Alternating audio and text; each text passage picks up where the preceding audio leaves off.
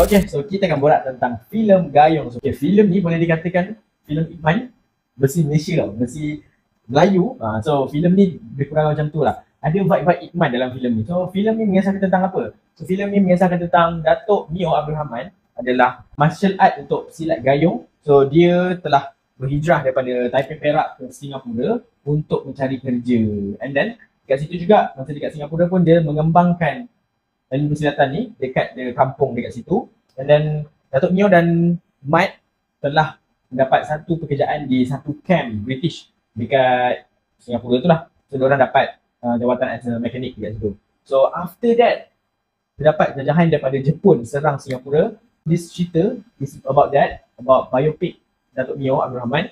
So dapat ke tak Datuk Mio tewaskan askar-askar Jepun tu? Korang kena tengok filem ni dekat wayang yang terdekat dengan korang pada 8 bulan. Let's go lah, kita pergi kepada dia punya review. So filem Gayung ni terdapat banyak kas-kas yang power dalam filem ni. And then this filem diarahkan oleh Faizal Ishak yang bawa filem Juvana. Kali ni direct filem Gayung. So this filem best ke tak kan? Kita terus pergi kepada benda yang aku minat dulu dalam filem Gayung ni. So first is adalah lakonan yang mantap daripada casting yang diorang pilih lah. Memang aku rasa watak yang dia casting dalam filem ni memang just nice. Aku amat suka. So siapa yang aku suka dalam filem ni kan? Of course, Beto Kushairi, Nabila Huda, Syafiq Nasri, and then Yayan. So diorang, 4 orang ni lakonan diorang memang mantap gila. Aku amat suka gila. Nombor 2 yang aku suka dalam filem ni adalah dia punya setting, dia punya vibe, dia punya sinematografi dalam filem ni memang cantik gila.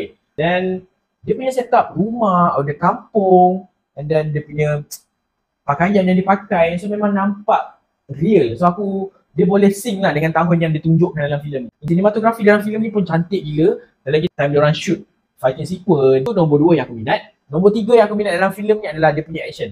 So dia ada 3 martial art yang dilawan dalam filem ni dengan silat lah. So first is Muay Thai, nombor 2 is karate, and then Kung Fu. So these 3 martial art lawan dengan silat memang nampak lah vibe-vibe Iman tu kan. Aku memang suka lah in term of dia punya action. Kita terus pergi pada benda yang aku tak minat pula dalam filem ni. So nombor 1 yang aku tak minat dalam filem ni adalah dia punya CGI.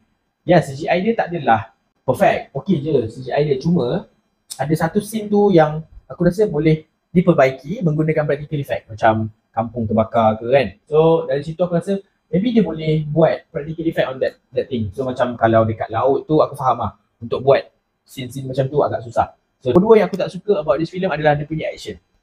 Boleh dikatakan most of the action dalam filem ni dia nampak slow tau. Dia tak laju. So